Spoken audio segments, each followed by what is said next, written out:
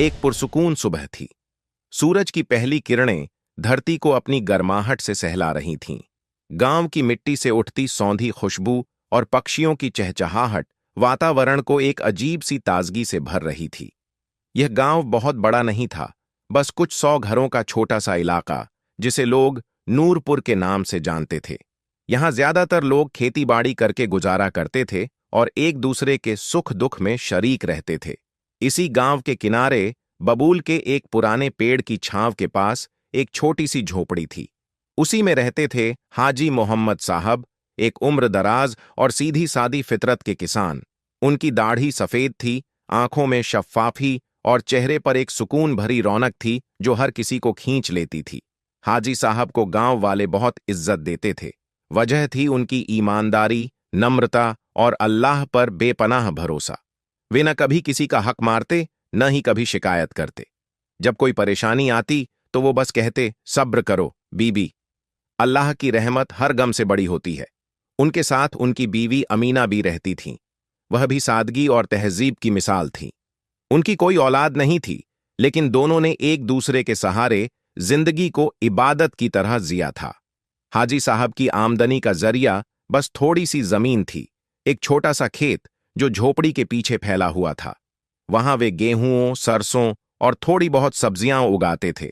लेकिन पिछले 3 सालों से बारिश नहीं हुई थी। आसमान जैसे रुठ गया था। खेत सूख चुके थे। कुएं का पानी खत्म हो चला था। जानवर भी घास के बिना दुबले हो गए थे। अमीना भी हर रात चुपचाप आंसू पोंछतीं और अल्लाह से दुआ करतीं।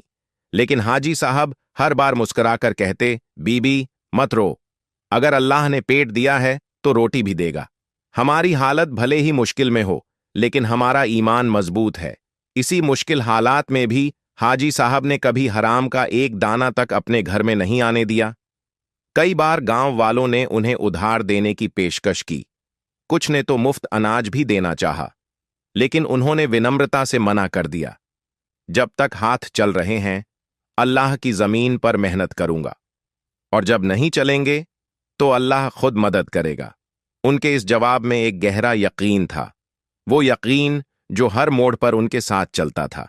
एक रात जब चूल्हा ठंडा था और पेट भूखा, अमीना बी ने हिम्मत करके पूछा, मियाँ, अब तो घर में अनाज का एक दाना नहीं बचा, क्या कल से हम भूखे रहेंगे? हाजी साहब ने गहरी सांस ली, आंखें बंद करके कुछ देर सोचते रहे, फिर बोले, कल सुबह शहर जाऊंगा, किसी के खेतों में मेहनत करूंगा, मजदूरी करूंगा। अगर अल्लाह ने चाहा तो कुछ रकम हाथ लगेगी। वह हमें कभी बेसहारा नहीं छोड़ेगा। रात गुजर गई। सुबह का उजाला फैला। फज्र की नमाज के बाद हाजी साहब ने दुआ में हाथ उठाए, ए मेरे मालिक, मैं तेरे भरोसे निकल रहा हूं। तू ही मेरा रहनुमा है, तू ही मेरा रिज्क तय करने वाला है। उन्होंने एक पुराने कपड़े में 2 सूखी रोटियां बांधी, बीवी से अलविदा लिया और बिस्मिल्लाह कहकर निकल पड़े। कहां, किस मंजिल की तरफ, उन्हें खुद भी नहीं मालूम था, लेकिन दिल में एक यकीन था और वही उन्हें आगे बढ़ा रहा था। रास्ते में हवाओं में एक अजीब सी मिठास थी, जैसे कुदरत उनके साथ चल रही हो। दूर दूर तक खेत खाली थे, पेड़ सूखे, मगर आसमान धीरे धीरे बादलों से घिर रहा था। शायद रहमत आने वाली थी।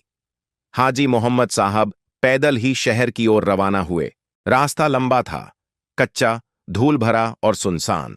सिर पर फटा पुराना साफा, कंधे पर झोली में 2 सूखी रोटियां और हाथ में एक पुराना लाठी, लेकिन चेहरे पर एक तसल्ली थी। वो तसल्ली जो अल्लाह पर यकीन रखने वालों के चेहरे से कभी नहीं उतरती। करीब 2 कोस चलने के बाद वह एक नदी के किनारे पहुंचे। ये वही नदी थी जहां गांव वाले पानी भरते थे, वुजू करते थे और सफर पर निकलने से पहले कुछ पल रुककर दुआ मांगते थे।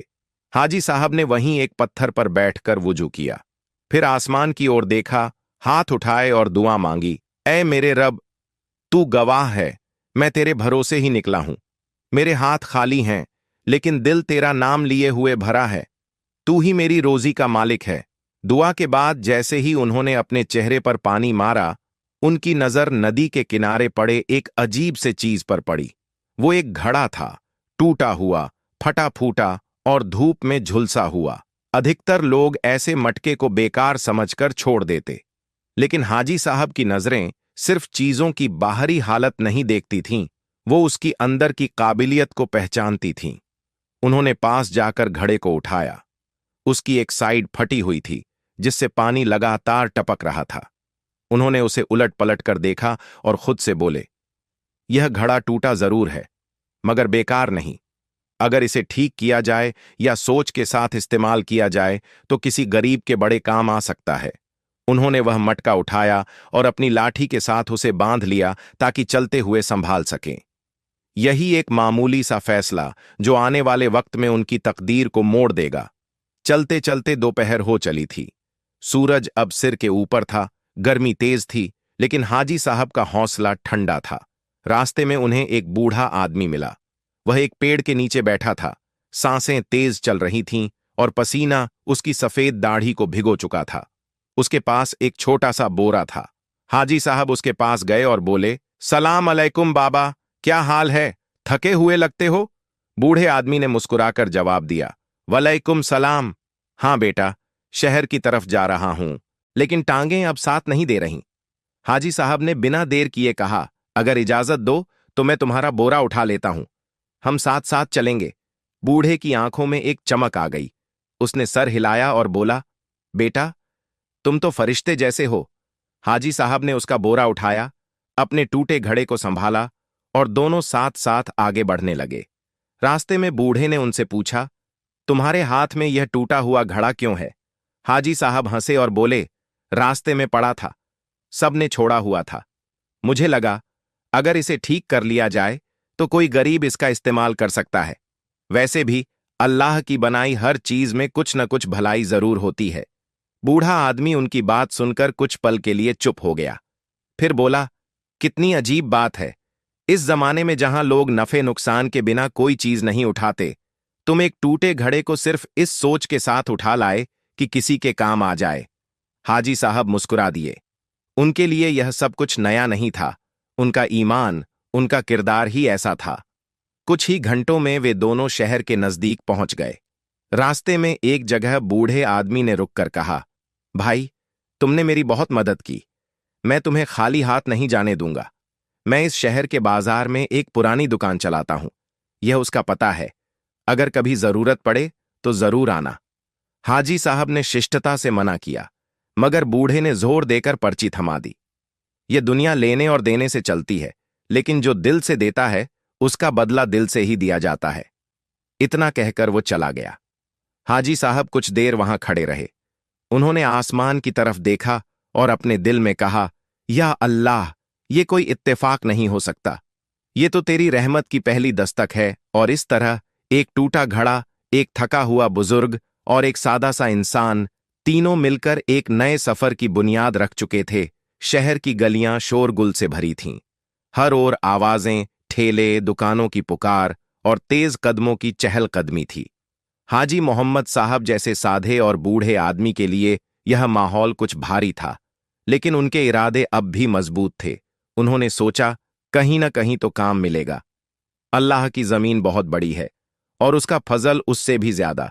वो उस चौराहे की ओर बढ़े जहां मजदूर हर सुबह जमा होते थे, उम्मीद में कि कोई आकर उन्हें रोजगार दे जाएगा।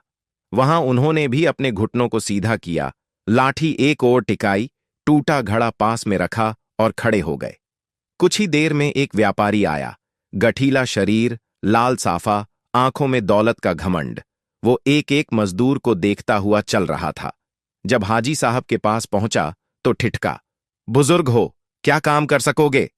उसने तिरस्कार से पूछा।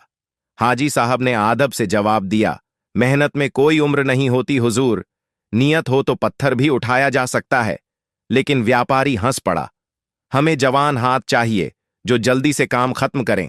तुम्हारे जैसे बूढ़े से क्या होगा? और वो आगे बढ़ गया। एक और दुकानदार आया, फिर एक तीसरा। सभी ने उन्हें देखकर मुंह फेर लिया। सूरज सिर से नीचे सरकने लगा और उनके माथे का पसीना धीरे धीरे गर्दन तक बहने लगा।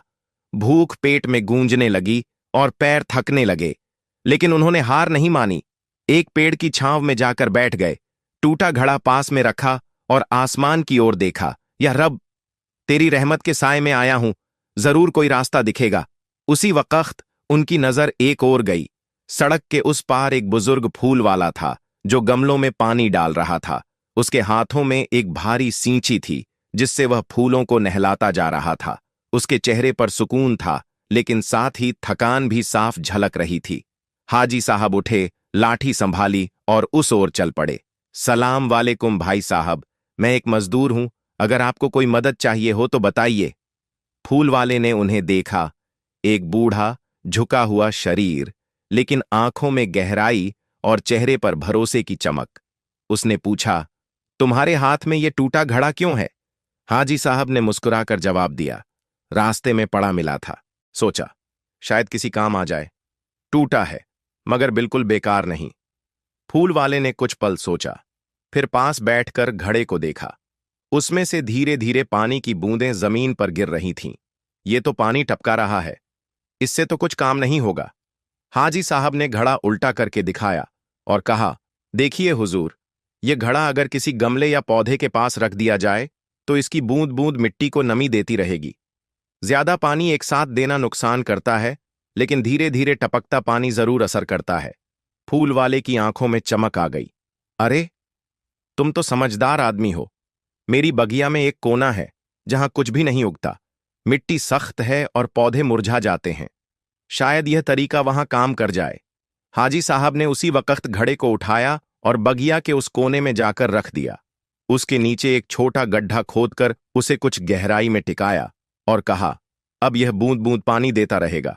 मिट्टी धीरे धीरे नरम होगी और पौधे जमीन पकड़ सकेंगे। फूल वाले ने हैरानी से उन्हें देखा। कितने बड़े बागवान हो तुम? हाजी साहब ने विनम्रता से कहा, मैं तो बस एक किसान हूं जो अपने रब पर यकीन रखता है। वहीं पर पहली बार फूल वाले ने उन्हें काम की पेशकश की। अगर तुम बगिया की देखभाल कर सको तो मैं तुम्हें रोज 2 वक्त की रोटी और कुछ मेहनताना दूंगा। हाजी साहब की आंखों में चमक आ गई। उन्होंने अल्लाह का शुक्र अदा किया और कहा, मुझे सिर्फ मेहनत का मौका चाहिए, बदले में मैं बगिया को जान से सींच दूंगा। और इसी के साथ हाजी मोहम्मद साहब की किस्मत के बीज उस बंजर कोने में उम्मीद की पहली कोपल के साथ बो दिए गए। इसमें हम देखेंगे कि कैसे वह बंजर कोना फिर से जिंदा होता है और किस तरह एक साधारण किसान की सलाह शहर भर में चर्चा का विषय बन जाती है। सुबह की हल्की रोशनी बगिया की पत्तियों पर फैल रही थी। ओस की बूंदें फूलों पर मोती जैसी चमक रही थीं। लेकिन बगिया का एक कोना अब भी सूना था। वो कोना जहां कुछ भी नहीं उगता था। वही जगह जहां हाजी मोहम्मद साहब ने टूटा घड़ा रखा था। हर सुबह वह पहले उसी कोने में जाते, घड़े में ताजा पानी भरते और उसे धीरे से उस जगह पर ठिकाकर छोड़ देते ताकि वह बूंद बूंद नमी उस कठोर मिट्टी में भर सके। हफ्तों बीत गए। फूल वाला खुद हैरान था। उस कोने में जहां पहले केवल सूखी दरारें और मुरझाई घास थीं, वहां अब मिट्टी थोड़ी मुलायम होने लगी थी। एक दिन उसने देखा कि वहां एक नन्हा सा अंकुर उग आया है, बिल्कुल हरा, नाजुक, लेकिन जिंदा। ये कैसे हो गया? उसने पूछा। हाजी मोहम्मद साहब मुस्कुराए। जब सब्र और लगातार मेहनत मिल जाए तो सबसे सख्त जमीन भी दिल बन जाती है। अब फूल वाले की नजर बदल चुकी थी। वो हाजी साहब को सिर्फ एक मजदूर नहीं, बल्कि एक बाग का हकीम समझने लगा। धीरे धीरे हाजी साहब को बगिया की पूरी देखरेख सौंप दी गई। कौन से पौधे को कब पानी चाहिए, कौन सी मिट्टी में क्या उग सकता है और कैसे हर मौसम में फूल खिले रहें, यह सब वह अपनी समझदारी और अनुभव से करते। एक दिन शहर के एक अमीर नवाब की सवारी उस बगिया से गुजरी। नवाब की नजर अचानक उसी कोने पर पड़ी जहां पहले सूखा और वीराना था। अब वहां रंग बिरंगे फूल मुस्कुरा रहे थे। मिट्टी नर्म, हवा महकती और हर पौधा जैसे साज में सुर मिला रहा हो। नवाब ने रुककर पूछा, यह कोना तो हमेशा बेकार पड़ा रहता था, अब इसमें ऐसा क्या किया गया? फूल वाले ने गर्व से कहा, यह उस बुजुर्ग की देन है जनाब, हाजी मोहम्मद साहब की। नवाब ने उन्हें बुलवाया। हाजी साहब सादा कपड़ों में, लाठी पकड़े हुए, सिर झुकाए आए। नवाब ने उनकी ओर देखा और पूछा, तुमने यह करिश्मा कैसे किया? हाजी साहब ने सिर्फ इतना कहा, मैंने मिट्टी से बात की जनाब।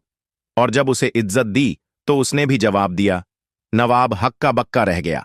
उसने कहा, मुझे तुम्हारी जरूरत है।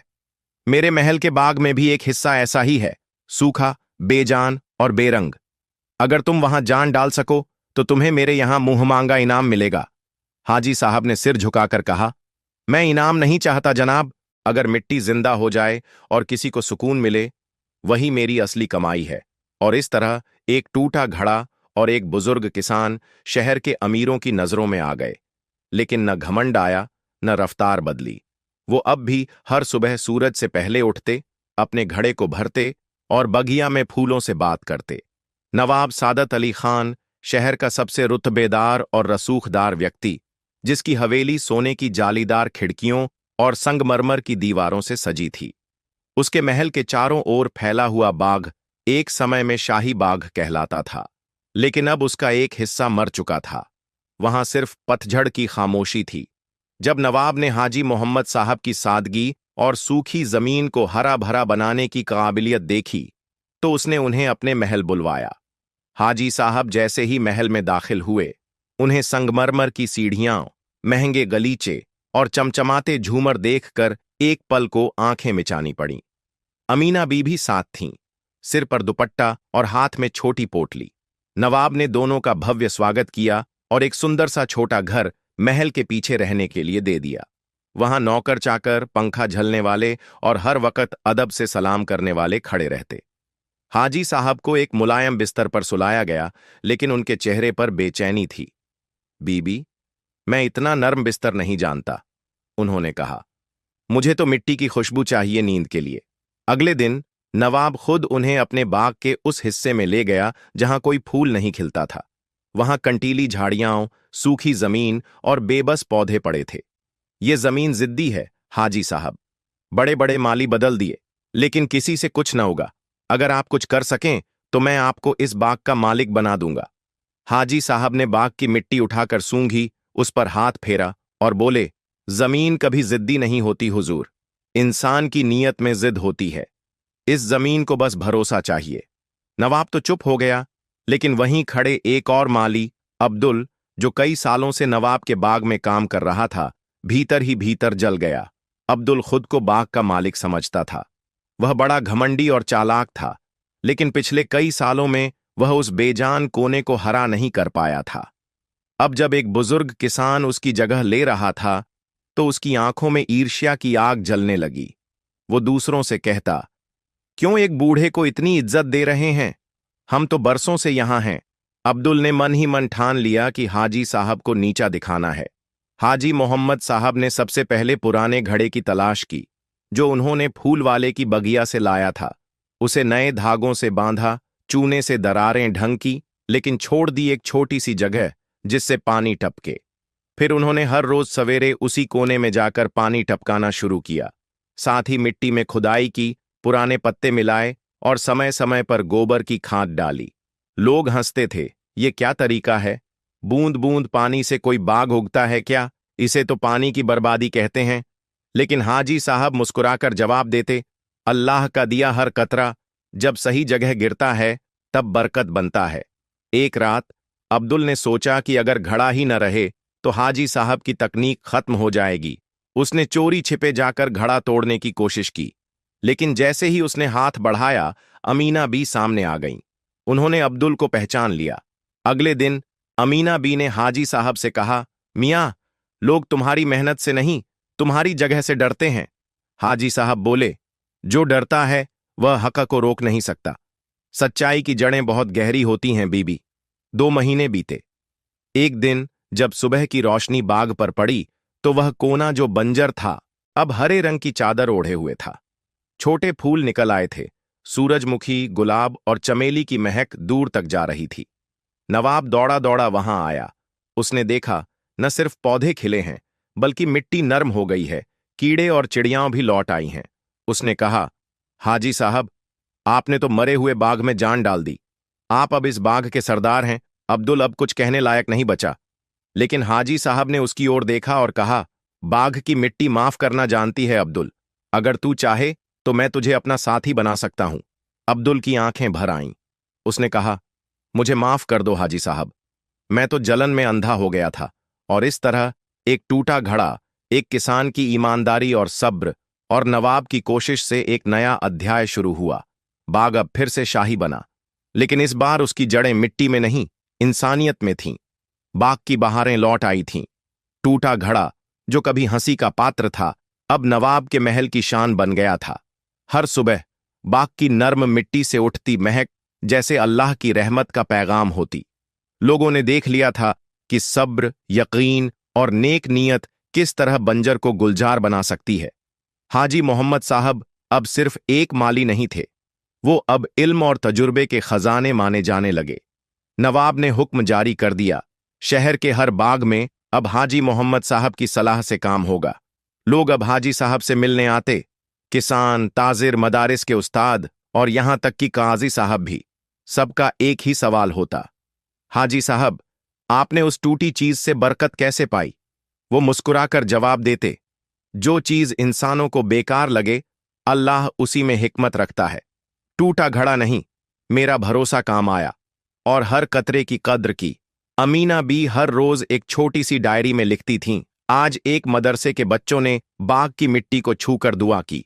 मोहम्मद अब सिर्फ माली नहीं, अब एक इल्म वाला बंदा बन गया है। लेकिन जहां रोशनी बढ़ती है, वहां साया भी गहरा होता है। नवाब के एक दूर के रिश्तेदार मिर्जा कमर उद्दीन बेग को हाजी साहब की लोकप्रियता खटकने लगी। कमर उद्दीन खुद को अगले नवाब के पद का उत्तराधिकारी समझता था, लेकिन अब लोगों की नजरों में हाजी मोहम्मद साहब का जिक्र था। एक मामूली किसान अब शहजादों के बीच बैठता है, ये तो मेरी तौहीन है। उसने एक चाल सोची, हाजी साहब की मेहनत को जादू का नाम देने की। मस्जिद के बाहर अफवाहें फैलना शुरू हुईं। कहते हैं वो घड़ा कोई तावीज है, वो जो पानी टपकता है उसमें कुछ पढ़ा हुआ होता है। मोहम्मद साहब ने बाग से चुपके से खजाना निकाला है। एक सुबह काजी साहब का एक नुमाइंदा आया। उसने हाजी मोहम्मद साहब को बुलाया और कहा, आप पर इल्जाम है कि आप जादू और टोना करके लोगों को धोखा दे रहे हैं। नवाब सादत अली खान गुस्से में आया। उसने कहा, यह बेबुनियाद है, लेकिन सबूत चाहिए। हाजी साहब मुस्कुराए और बोले, हक को सफाई की जरूरत नहीं, लेकिन सब्र की जरूरत होती है। काजी साहब ने ऐलान किया, अगर हाजी मोहम्मद साहब एक और बंजर जमीन को सिर्फ अपने तरीके से हरा कर दिखा दें, बिना किसी तावीज, टोने या छुपे हुए नुस्खे के, तो उन्हें बेगुनाह माना जाएगा, वरना उन्हें शहर शहर छोड़ना होगा। नवाब को यह शर्त नागवार गुजरी, लेकिन हाजी साहब ने विनम्रता से कहा, जो सच्चा होता है वो हर बार इम्तिहान देने को तैयार होता है। उन्हें शहर के बाहर पुराने कब्रिस्तान के पास की जमीन दी गई, एक ऐसी जगह जहां कोई जाने से भी डरता था। लोग कहते थे, वहां जिन्हों का साया है, पेड़ नहीं उगते। वहां की मिट्टी काली और सख्त थी। अमीना बी ने पूछा, मियां, क्या अब भी वो टूटा घड़ा ही साथ होगा? हाजी साहब बोले, वो अब भी मेरे साथ है, लेकिन मिट्टी को बदलने से पहले हमें लोगों की सोच को बदलना होगा बीबी। अब कहानी अगले इम्तिहान की तरफ बढ़ रही है। अंधेरे का डर और उजाले की उम्मीद जिस जमीन को हाजी मोहम्मद साहब को सौंपा गया था, वह शहर के एक कोने में थी, वीरान, डरावनी और बिल्कुल उजाड़। वहां कभी एक पुराना कब्रिस्तान हुआ करता था, लेकिन अब सिर्फ झाड़ झंखाड़ और कांटों का डेरा था। लोग वहां दिन में भी जाने से डरते थे। कहते थे, वहां रातों को अजीब आवाजें आती हैं, जिन्हों का बसेरा है वहां। जो वहां काम करता है वो बीमार पड़ जाता है। कमर उद्दीन की चाल सफल होती दिख रही थी। उसने शहर में अफवाह फैलाई कि देखो, हाजी मोहम्मद अब जिन्हों के साथ खेती करेंगे। शायद वो उन्हीं से मदद लेते थे। कुछ लोग हंसते, कुछ डरते, लेकिन सबकी निगाहें हाजी मोहम्मद साहब पर थीं। पर वो न डरे न झिंझके। अल्लाह पर उनका यकीन पहले से भी ज्यादा मजबूत था। सुबह की नमाज के बाद हाजी साहब ने पुराने टूटी लकड़ी के दरवाजे से उस जमीन पर कदम रखा। उनकी आंखें बंजर धरती से मिलीं। कांटे, पत्थर और काले धब्बों वाली मिट्टी थी, मानो किसी जख्मी शरीर को देख रहे हों। उन्होंने धीरे से कहा, अस्सलामु अलैकुम, ऐ धरती, मैं तुझे सजाने आया हूं, जलाने नहीं। और फिर आसमान की ओर देखा, ऐ मेरे रब, जिस धरती को सबने छोड़ दिया, मैं उसी को तेरे नाम पर संवारने आया हूं। उनके हाथ में सिर्फ 3 चीजें थीं, उनका पुराना टूटा घड़ा, एक छोटी फावड़ा और ढेर सारा सब्र। पहले हफ्ते में उन्होंने जमीन से कांटे साफ किए, दूसरे हफ्ते में पत्थर निकाले, तीसरे हफ्ते में मिट्टी को पानी से मुलायम किया। रोज वही टूटा घड़ा लेकर लोग दूर से देखते और मजाक उड़ाते, अरे देखो, ये बूढ़ा अभी भी पानी टपका रहा है टूटी हांडी से। भूत नहीं डराएंगे इसे। इसे देखो, जैसे बंजर जमीन में गुलाब उगाएगा। लेकिन किसी को नहीं पता था कि हर रात अमीना भी उसके कपड़े धोती थीं, जिनमें कांटों के निशान होते। हर सुबह हाजी साहब उसी टूटे घड़े में पानी भरकर लाते, अपने हाथों में छाले लिए। एक शाम जब सूरज ढल रहा था और परिंदे अपने घोंसलों को लौट रहे थे, हाजी साहब मिट्टी पर बैठे कुछ दाने बो रहे थे। अचानक उन्होंने सुना एक धीमी रहस्यमयी आवाज। तुम यहां क्या कर रहे हो ए इंसान? हाजी साहब चौंके नहीं, बल्कि बोले, अगर तू जिन्न है तो जान ले, मैं यहां तेरी जमीन नहीं ले रहा। मैं तो सिर्फ उसे जिंदा करना चाहता हूं। कुछ देर खामोशी रही, फिर वही आवाज। हम यहां सदियों से हैं, किसी ने कभी इतनी नरमी से हमसे बात नहीं की। फिर अचानक पास की सूखी जमीन से एक ठंडी हवा उठी और एक नर्म सी रोशनी चमकी। एक जिन्न प्रकट हुआ, बुजुर्गों जैसा चेहरा, लंबा कुर्ता और आंखों में अजीब सी चमक। मैं जमीन का रक्षक हूं। मैंने सैकड़ों इंसानों को यहां रोते देखा, लेकिन तुम, ए मोहम्मद, तुम तो दुआओं में मुस्कुराते हो। हाजी साहब ने सिर झुकाया। मैं तो बस मेहनत करता हूं, मदद ताकतवर अल्लाह से चाहता हूं। जिन्न ने सिर झुकाया और कहा, मेरे पास कुछ नहीं, लेकिन मैं इस जमीन की मिट्टी को नर्म कर दूंगा ताकि तेरे बीज अंकुरित हों। मेरा बस इतना ही करम होगा। फिर वो हवाओं में घुल गया और जमीन की मिट्टी, जो कल तक काली और सख्त थी, अब एक नर्म भीगी हुई चादर जैसी हो गई। 3 हफ्तों में उन बीजों से छोटे छोटे हरे अंकुर निकलने लगे। लोग हैरान हो गए। काजी साहब ने खुद आकर देखा और कहा, यह कैसे मुमकिन है? ये जमीन तो बंजर थी। हाजी साहब बोले, जहां दुआओं के साथ मेहनत हो, वहां नामुमकिन कुछ नहीं। कमर उद्दीन का चेहरा उतर गया। अब हाजी साहब पर जादू का इल्जाम लगाना और मुश्किल हो गया। मदरसे के बच्चों को अब वहां पढ़ाया जाता। देखो, इस जमीन को जिसने गुलजार बनाया, वो कोई अमीर नहीं था, वो था एक सब्र करने वाला गरीब इंसान। कमर उद्दीन अब बौखला गया था।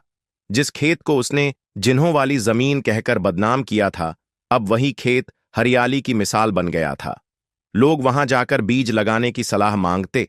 मदरसे के बच्चे हाजी साहब से सब्र और ईमान के मतलब पूछते, और यहां तक कि शहर के अमीर लोग भी पूछने लगे, हमें भी ऐसी जमीन दो जहां बरकत हो।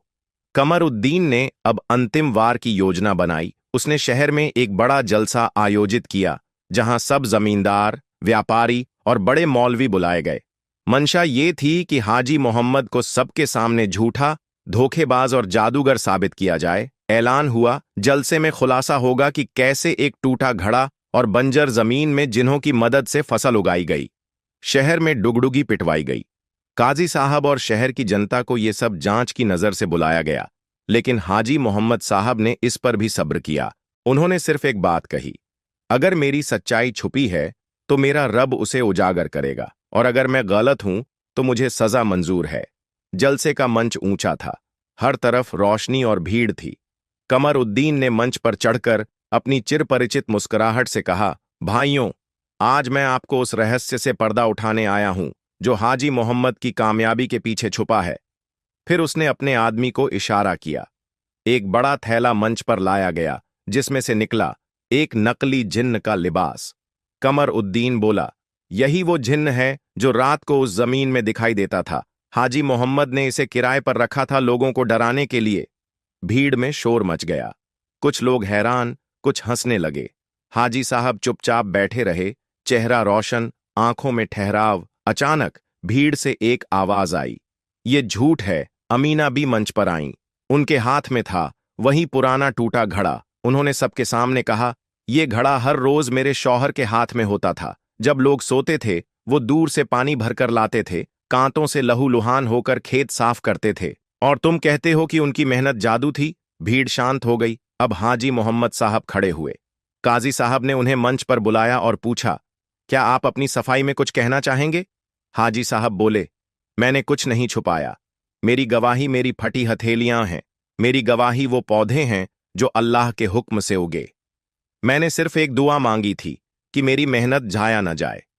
फिर उन्होंने आसमान की तरफ देखा और बोले, ऐ रब, अगर मेरी बात में सच्चाई है तो अपने तरीके से बता दे। जैसे ही उन्होंने ये कहा, आसमान में एक बादल घिरा और जमीन की तरफ एक ठंडी हवा चली। तभी उसी मंच पर वो बूढ़ा जिन्न दिखाई दिया जिसे कमर उद्दीन नकली कह रहा था। लोग दहल गए। असली जिन्न ने कहा, मैंने कभी किसी इंसान को इतनी मोहब्बत से इस जमीन से पेश आते नहीं देखा। ये इंसान हमें इंसानियत का मतलब समझा गया। फिर उसने कमर उद्दीन की तरफ देखा और बोला, जिसने झूठ बोला वो खुद ही अपने जाल में फंसा। कमर उद्दीन घबराकर भागा और भीड़ ने रास्ता नहीं दिया। काजी साहब ने मंच पर ऐलान किया, आज से हाजी मोहम्मद को शहर की बरकत का दाई माना जाएगा और जो भी ईमानदारी से मेहनत करना चाहे उसे उनकी जमीन पर आने की इजाजत है। अमीना बी की आंखों में आंसू थे, मगर ये आंसू खुशी के थे। झूठ चाहे कितना भी चमके, सच्चाई का सूरज एक न एक दिन जरूर उगता है। सब्र की राह में कांटे तो होते हैं, लेकिन आखिर में गुलाब ही खिलते हैं। रात ढल चुकी थी। जलसे की गर्मा गर्मी अब सिर्फ लोगों की फुसफुसाहटों में रह गई थी। हाजी मोहम्मद साहब चुपचाप अपने टूटे हुए घर की तरफ लौटे, लेकिन आज उस टूटे हुए घर की दीवारें भी गवाह बन गई थीं सच्चाई की जीत की। अमीना भी दरवाजे पर खड़ी थीं। उनकी आंखों में एक नई चमक थी, ना कोई डर, ना कोई गम, बस सुकून। हाजी साहब ने दरवाजा खोला, घड़े को उठाकर दरवाजे के पास रख दिया और फुसफुसाकर बोले, अब तू आराम कर, ऐ मेरे साथी। तूने मुझे कभी गिरने नहीं दिया। उस रात शहर की हवाएं भी कुछ कह रही थीं, जैसे हर कोना हाजी मोहम्मद की मेहनत का गीत गा रहा हो। सुबह की अजान फिजाओं में गूंज रही थी जब पहली किरणें हाजी साहब के खेतों पर पड़ीं। कहीं एक किसान अपने बेटे का हाथ पकड़कर कह रहा था, देखो बेटा, ये जमीन बताती है कि अल्लाह मेहनत करने वालों के साथ होता है। बच्चा उस हरे भरे खेत की तरफ देखकर मुस्कुराया और उसकी मासूम आंखों में उम्मीद के फूल खिल उठे। वहीं दूसरी तरफ कमर उद्दीन अब गुमनामी का नाम बन गया था। लोगों ने उसके नाम को धोखा की मिसाल बना लिया। अब लोग कहते, कमर उद्दीन जैसा मत बनो जो जलसे में हार गया और जमीर से भी। मगर असल कहानी अब शुरू हो रही थी। हाजी मोहम्मद साहब का खेत अब सिर्फ खेती का जरिया नहीं रहा, बल्कि ये बन गया था एक सबक की जमीन। हर शुक्रवार को लोग वहां जमा होते। कोई बीज लेकर आता, कोई पानी, कोई सिर्फ दुआ, और हाजी साहब उन्हें सिखाते, जमीन भी एक अमानत है, जैसे दिल, अगर तुम उसे सच्चाई से सींचो तो उसमें सिर्फ बरकत ही बरकत उगती है। एक दिन एक नौजवान वहां आया, फटे पुराने कपड़े मगर आंखों में चमक। वो झुककर बोला, हाजी साहब, मैंने बहुत गुनाह किए हैं, क्या मैं भी इस जमीन पर काम कर सकता हूं? हाजी साहब मुस्कराए। उन्होंने अपनी मिट्टी सनी हथेली उसकी ओर बढ़ाई और कहा, जिस मिट्टी ने मुझे बदला वो तुझे भी बदलेगी, बस तू सच्चा हो जा, बाकी रब सब देखता है। वो खेत अब एक मदरसा बन गया था, जहां तालीम सिर्फ किताबों से नहीं, बल्कि हर पौधे, हर बूंद, हर कतरे से दी जाती थी। अमीना बी वहां बच्चों को खाना खिलाती और हाजी साहब उन्हें दुआ सिखाते, या रब, हमें मेहनत से मोहब्बत करना सिखा और हमारी पेशानी को कभी गुरूर से न झुकाना। कहानी की हवाओं ने अब एक नया रुख ले लिया था। एक टूटा घड़ा अब लोगों को सब्र का मतलब सिखा रहा था और एक बंजर जमीन अब हर साल फल फूल से लबरेज थी। मगर जो सबसे बड़ा बदलाव आया था वो था लोगों का दिल। अब शहर में कोई मजदूरी को नीचा नहीं समझता, कोई भीगते हुए बीज बोने वाले को पागल नहीं कहता, और जब भी कोई नई फसल उगती लोग कहते, ये सिर्फ खेत की नहीं, ये तो हक की फसल है। सूरज की पहली किरणें जब गांव की जमीन पर पड़ीं तो हर कण ने जैसे एक नई सुबह का इस्तकबाल किया। हवा में वो खुशबू घुली हुई थी जो मेहनत की मिट्टी और उम्मीद के पसीने से आती है। हाजी मोहम्मद साहब सुबह सादिक से पहले ही उठ जाया करते, वुजू करके फज्र की नमाज पढ़ते और फिर अपने पुराने मगर सलीके से रखे हुए कपड़े पहनकर खेत की ओर चल देते। उनका हाथ में वहीं टूटा घड़ा होता। अब वो सिर्फ एक बर्तन नहीं, बल्कि पूरे गांव की उम्मीद बन चुका था। आज उनका खेत एक नमूना था, न केवल पैदावार के लिहाज से, बल्कि वहां की फिजा, वहां का सलीका, वहां की सादगी और बरकत ने पूरे इलाके को हैरत में डाल दिया था। हाजी साहब हर पौधे से बात करते थे जैसे वो इंसान हो। तू मिट्टी में गड़ा है, मगर तेरा सिर आसमान की तरफ उठा है, जैसे इंसान को होना चाहिए। जमीन से जुड़ा, मगर नजरें रब पर। पास में बैठे बच्चे हैरानी से ये सब देखते। किसी ने पूछा, हाजी चाचा, क्या पौधे हमें सुनते हैं? हाजी साहब मुस्कुराए उन्होंने एक मुरझाए हुए पौधे को पानी देते हुए कहा, बेटा, सुनते ही नहीं, ये तो हमारी नीयत तक पढ़ लेते हैं। अगर तू सच्चे दिल से पानी देगा तो देखना, ये फूल खुद तुझसे बात करेगा। धीरे धीरे गांव में ये बात फैलने लगी कि हाजी मोहम्मद साहब का खेत एक बरकत वाली जमीन है। लोग दूर दूर से वहां आने लगे, कोई सीखने, कोई देखने, और कुछ सिर्फ उस टूटे घड़े को छूने के लिए, जिसके बारे में अब कहा जाता था कि उसमें रहमतें टपकती हैं। एक दिन एक साहबजादा टाइप नौजवान आया, शहर से, साफ सुथरे कपड़े, चमचमाते जूते और हाथ में मोबाइल। वो खेत के कोने में खड़े होकर बोला, ये तो एक सिंपल टेक्निक है, ड्रिप इरिगेशन। मैं इसे पंप सिस्टम से बेहतर बना सकता हूं। हाजी साहब ने उसकी ओर देखा और फिर बड़े अदब से बोले, बेटा, टेक्नोलॉजी अच्छी बात है, लेकिन बरकत वहां होती है जहां नियत और सब्र होता है। घड़ा टूटा है, मगर इरादा पूरा है। अब खेत सिर्फ खेती की जगह नहीं थी, वहां छोटे बच्चों को कुरान पढ़ाया जाता, उनकी तालीम के साथ साथ उन्हें हल चलाना, बीज बोना और हराम हलाल में फर्क करना सिखाया जाता। बिल्कुल वैसे ही जैसे किसी वली का जाना होता है, ना शोर, ना घबराहट, सिर्फ रूह की खुशबू और दुआओं की आवाज। गांव के हर शख्स की आंखें नम थीं, मस्जिद से लेकर खेत तक हर जगह सिर्फ एक ही बात, हाजी साहब नहीं रहे, मगर उनकी रूह हर उस चीज में जिंदा है जो सच्चाई, मेहनत और ईमान से बनी है। घड़े पर उग आया फूल कब्र के पास उस टूटा हुआ घड़ा अब भी रखा है, और लोगों ने देखा कि एक दिन उसमें से एक छोटा सा फूल उग आया। ना कोई बीज डाला गया, ना कोई मिट्टी बदली गई, फिर भी वहां से एक खुशबू आने लगी। लोग कहते हैं वो फूल हाजी साहब की दुआओं का है, और ये टूटा घड़ा अब सच्चाई का मयार बन चुका है। कहानी खत्म नहीं हुई, क्योंकि आज भी जब कोई इंसान थक कर टूटने लगे तो कोई न कोई कह देता है, टूटना गुनाह नहीं। अगर तुम टूटा घड़ा बन जाओ और फिर भी किसी को सुकून दे सको